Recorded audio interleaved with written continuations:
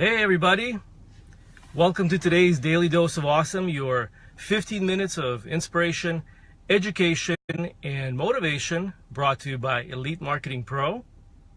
My name is Vitaly, and I'm your host for today. I'm Chief Copywriter here at EMP, which means I create marketing and advertising for the company. Hi Courtney, Karen, hey guys. Looks like I'm live. I always want to make sure that I'm not just talking to myself, so that's cool. Hi Jill. Great to see you guys. So today we're going to talk about how to compel your prospects without being pushy and aggressive. And I'm coming to you live from my car because my 7-year-old twins are sick at home. So it's just a little bit quieter here and gives me my space so I can concentrate, not be disturbed. So we're going to talk about how to compel and not push people, your prospects, your audience, which is very important because in our business, especially when you're recruiting people, a lot of people have resistance to sales and recruiting because they think that you have to be pushy and you have to be aggressive. And I'm pretty sure that if you've been in this business for any period of time, you've probably come across that as an objection, as one of the objections. And so, fortunately, in my life, I'm more of an introvert than an extrovert. So I don't have the issue of being pushy and aggressive. In fact, when I got started in direct sales, I was told by a number of people that you're not going to succeed in this because you're not very aggressive. You're not a typical salesman, which is great because in reality you don't have to be. All right, as I'm going to show you today. So I like to use the word compel. If you get our emails, you might notice that I use the word compelling and compel a lot because that's how I view communication with prospects. Is you're trying to compel people. You're not trying to sell people. You're not trying to push people into doing something, coerce people, pressure people. There are people who do that, and you can certainly do that. You can use pressure, but I think long term it's going to fire back. Or backfire, I should say. So let's get into it. So I'm going to give you a handful of tips that you can use to make your message more compelling and make it irresistible. And including, I'm going to share with you the #1 secret to actually creating engagement. And I'm going to give you, towards the end of it, I'm going to give you one word that you must use if you want to get people to take action. All right, so how's that for a big promise? Hopefully I'm not going to forget. So before I give you the actual tips, there are two things that I want to make sure that you guys understand that you have to do prior to putting together your message. Okay, the first one is there are a number of things, but two very important things. First, you have to know and you have to understand your audience. Okay, you have to know who you're talking to. It's very important. Now that seems elementary, that seems kind of simplistic. It's like, yeah, I know who I'm talking to. But in reality, as I review people's ads and blog posts, and sometimes when I see ads come across my news feed, I think some people are not very clear about who they're talking to. So you have to understand who your prospect is. You have to understand what it is that they want, what it is that they don't want, what their fears are, what their frustrations are, what their anxieties are, as well as what their goals, their dreams, and their desires are. You have to understand the language that they're speaking. So, you're not going to, if you have kids, you're not going to talk to a 5-year-old the same way you would talk to a 15-year-old, okay? You would use a little bit different words, a different language, and you wouldn't talk to a 15-year-old the same way you would talk to a 35-year-old, okay? So your prospects are the same way. They're not children. Well, hopefully they're not children, but your prospects, there are different levels of understanding and awareness that your prospects have, and there are different desires and different experiences they come out of. So you have to be very clear about who you're talking to. If you're talking to network marketers, you have to know and understand what they want, okay, and what they don't want. And you have to provide that experience for them in your message, be it an email, a blog post, an ad, okay? They have to know that you're talking to them. And to do that, you have to understand who you're talking to. You have to understand their language. The other thing I want to say is you have to understand what makes people buy, right? Why would people buy your product, or why would people join your business? And the big secret there is that they will buy and they will join for their reasons, not yours, okay?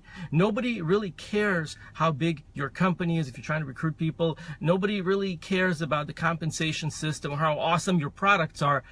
but they will join because of their reasons. Now, you can use all those other things to add credibility, to add a little bit more power to your message, but those are not the main reasons why people will say yes to you. The main reasons why people will say yes to you are their reasons.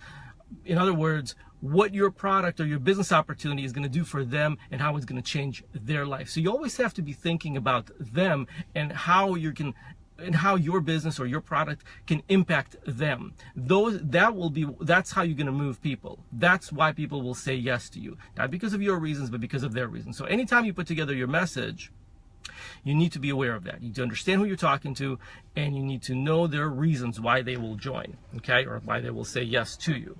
So with that said, let me jump into the actual tips that I want to give you to make your message more compelling. So the first one is I want to give you a very basic framework for putting together your message. It's a 4-step process, and the acronym is, I'm sure many of you have heard that, is AIDA, AIDA.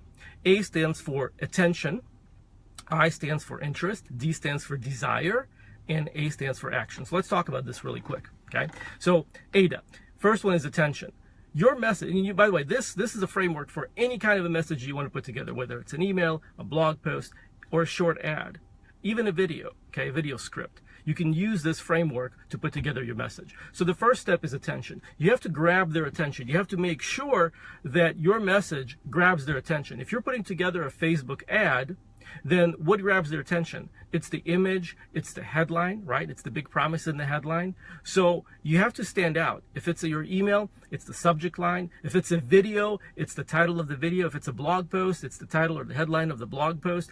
You have to put something together, and you have to give a lot of thought as to what can you say to grab their attention. People today are inundated with advertising, right? Type in 1 into the comments if you guys feel like you are being inundated with ads in your inbox, in your news feed, every time you go somewhere. Don't you see ads everywhere? I want to see some ones if that's the case for you. Absolutely, right?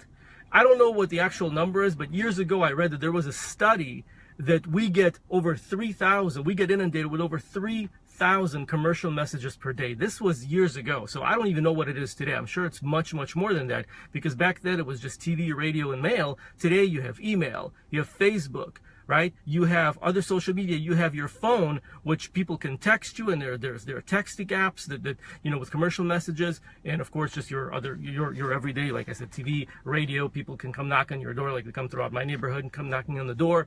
There are billboards, and of course our mail. We get inundated all the time. So people start filtering that. The reason it's important to understand is that people start filtering out claims and ads and big promises unless you can say something that's of interest to them, which is actually the second part of the formula. So A is you got to grab their attention. B is you got to say something that's interesting. You got to say something that's interesting in your headline. You got to say something that's interesting in your opening. Your message has to be of interest to them. See, again, going back to what I said earlier, you have to understand why people will buy and join. They will buy and join for their reasons, okay? So you have to talk about things that are important to them, not to you. It's okay to tell your story. It's okay to use things and snippets out of your life when you're explaining something.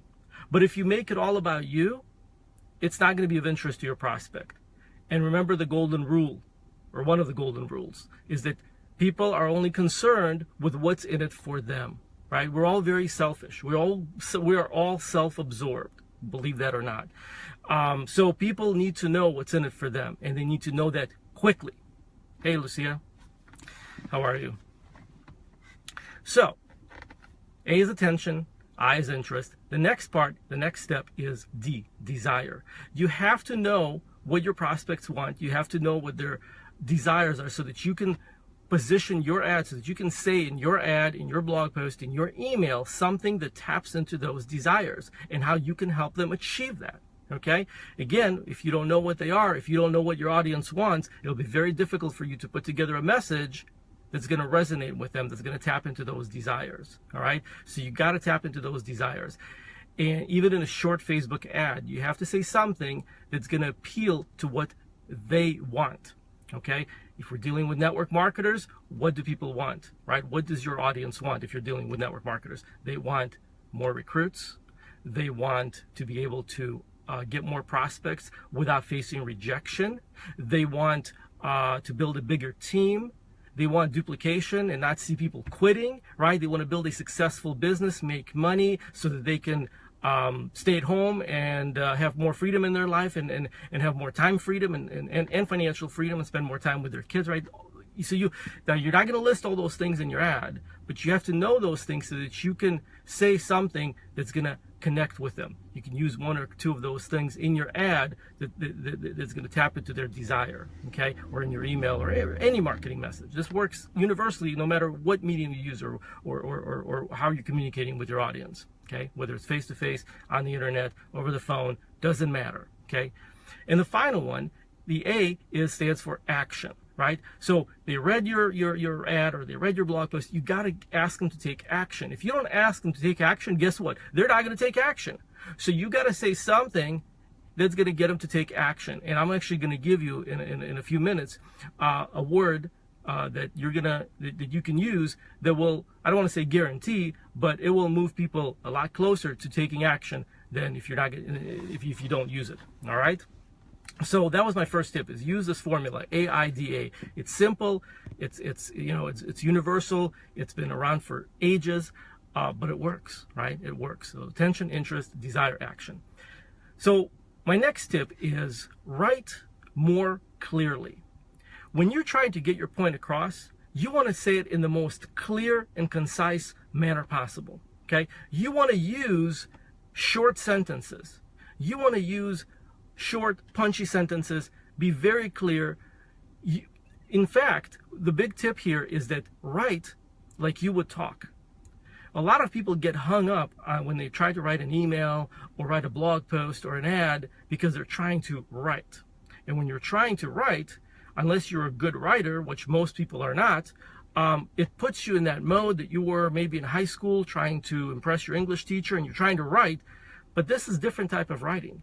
This is not writing to impress your high school teacher, English teacher, okay? This is writing to help you sell something, right? To help you communicate with people and compel them and move them to action. It's a conversation. It's just not a conversation face to face. It's a conversation over the, through the screen, right? Either through a video or through an email or through an ad, but it's still a conversation. So you want to talk or write in a very conversational tone, just like you would talk. Okay, and in fact, this is another tip that I've learned this a long time ago, and I always give this to people who struggle with putting their message together. Take out an audio recorder. You can record it on your phone and just record what you want to say. Just say it, right? Forget about writing. Just say it, and then take what you have said and transcribe it. And there's your message right there. You may need to polish it a little bit. You may need to finesse it, right, and add some words and maybe take something out to make it sound more smooth. But the bulk of it will be there because it's conversational. And when it's conversational, it's a lot easier to read than it's written like a high school essay. All right? So be clear, write like you would talk, short sentences. My next tip is keep them on the edge of their seat. All right? What does that mean? Well, remember what I said earlier? I'm going to give you the #1 secret to creating engagement.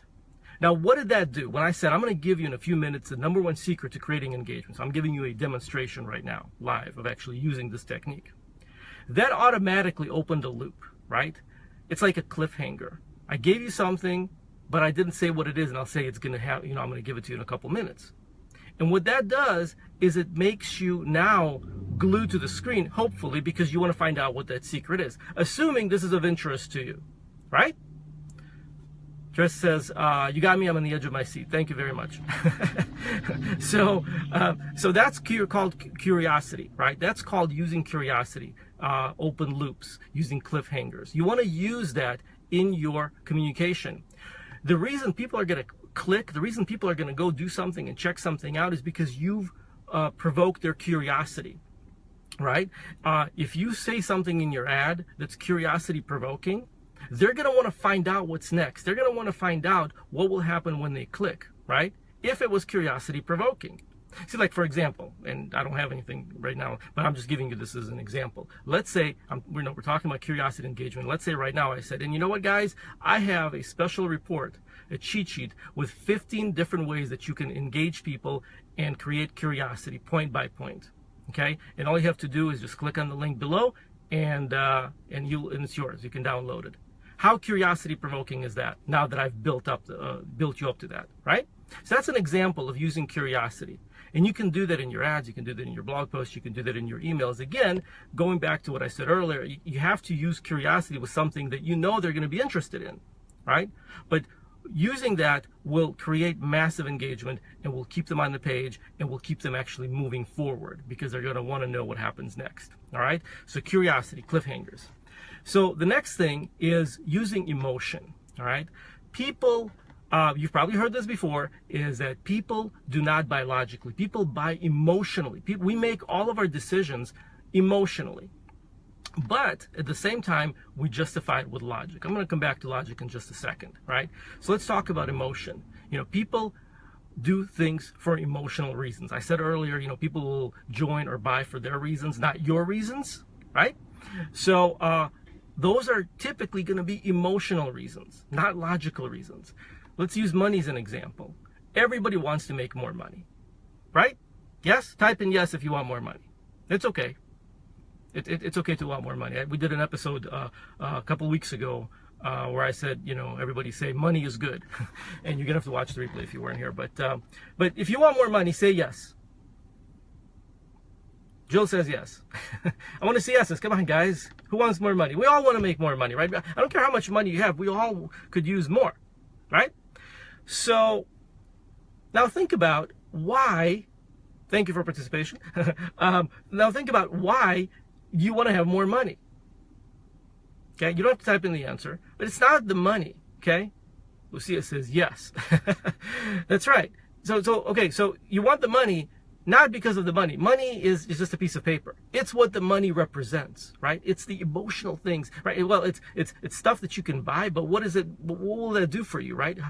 It will make you feel better. It will give you security in your life. It will give you time with your family. It will create freedom in your life, right? It will allow you to travel the world. It will allow you to buy things for yourself and for your family. But there are emotions that are attached to all of that, right? Well, why do you want all those things? It's for emotional gratification. Right? You want to provide for yourself, you want to provide for your family. That's emotional gratification. So that's a very simplistic way to explain it.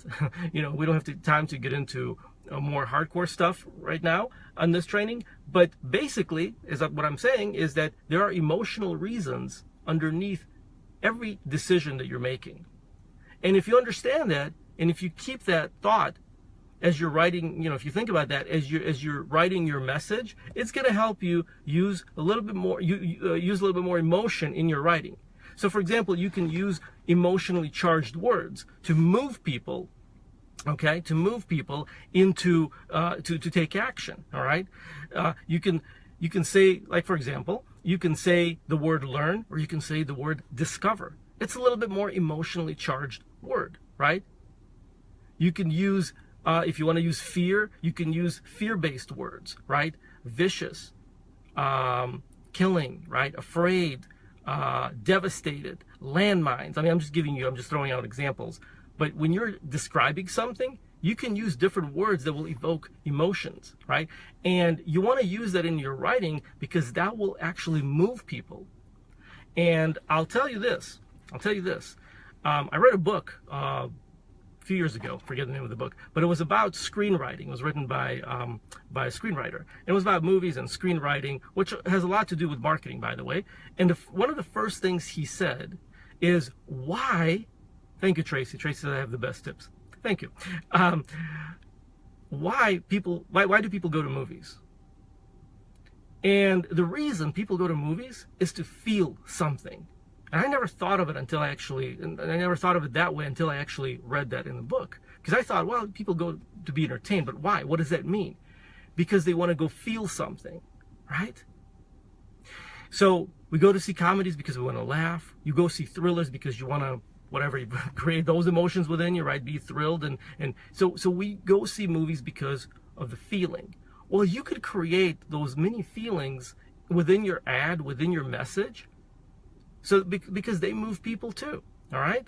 So look at what Hollywood does. Look at what the movie industry does as far as how they put together movies to create those feelings, and use that in your ads. Use that in your marketing communication. You'll be a lot more engaging, and your marketing will be a lot more interesting for people to read versus just, you know, boring, plain, so-so statements that don't carry a punch, right?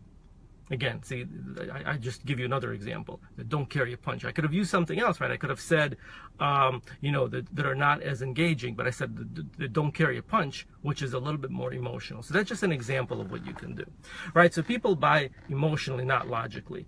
And which leads me into my final tip, which has to do with logic, and that is if you want somebody to do anything, what you have to do is you have to tell them why.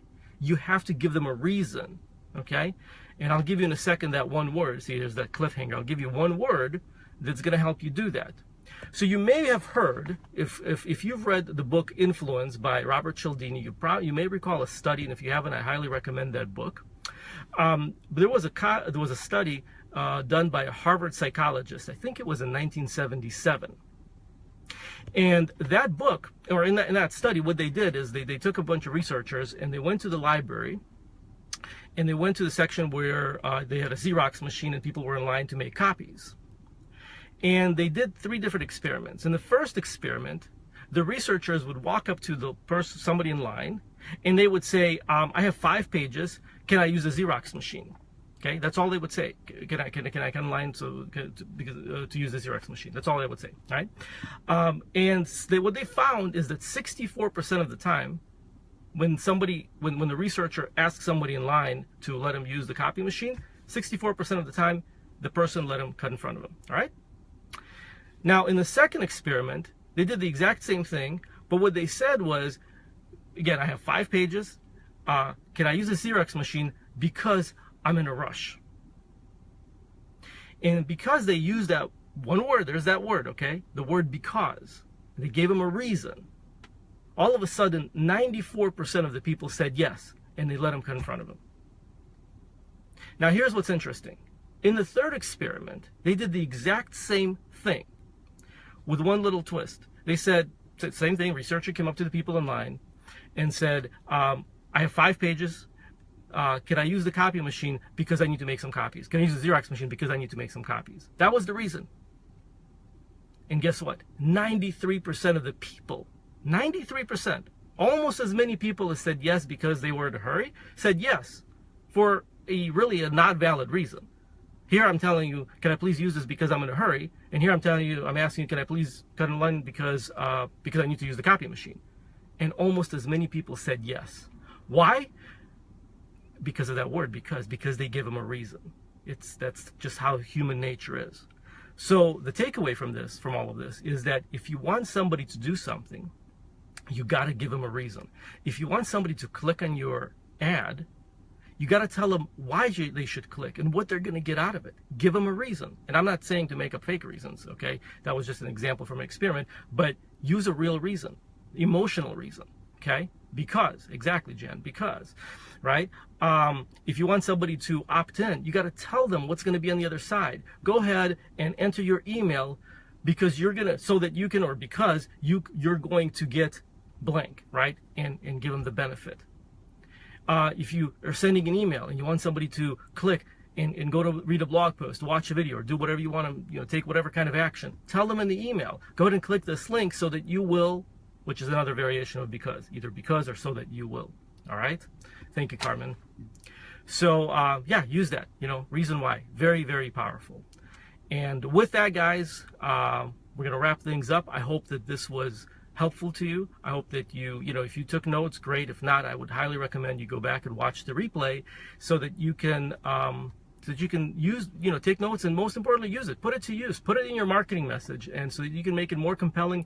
And doing it this way, you don't have to be pushy and you don't have to be aggressive. With that, I want to thank you guys for hopping on. If this is your first time and you're not part of the Elite Marketing Pro community, then go ahead and go to our homepage at elitemarketingpro.com and check out our 10-day recruiting bootcamp, where you're going to learn how to recruit, how to build a team, how to get prospects to come to you without any kind of rejection, without cold calling, and doing all the old tried and true methods that have used to work in the past but aren't as effective anymore. And with that, guys, thanks, and we'll see you next time. Take care, everybody.